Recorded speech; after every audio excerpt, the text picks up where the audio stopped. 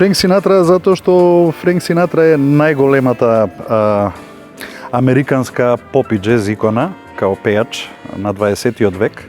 И нормално е да кога ќе се сетите дека никогаш не е направен концерт кој е посветен само за него, зборувам за концерт, не за гигс.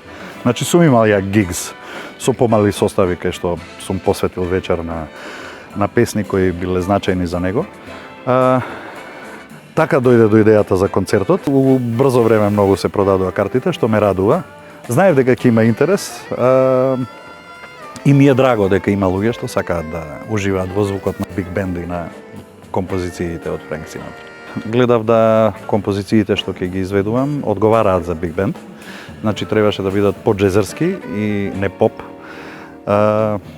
По-джезерски и да бидат такви кои може да се отсвират и да звучат добро и без гудачи. Така да направивме некој избор таков, во кој што има песни кои го имаат одбележано неговиот живот, кои се значајни за него.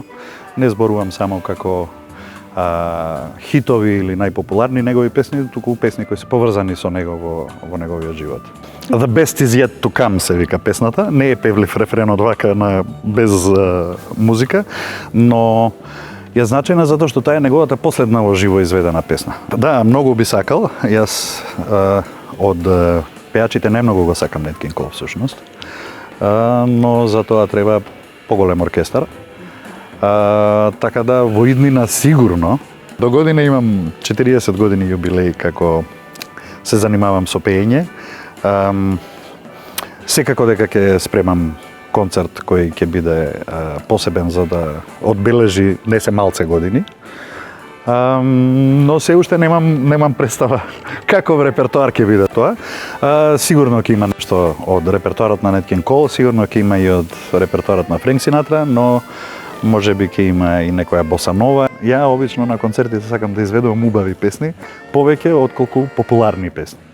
Затоа што позната музика луѓето имаат слушнато 100 пати, ама не е лошо да ги научиме и да им презентираме некоја музика која пак е од таа ера која јас сакам и да, но да ги запознаеме и со други убави песни.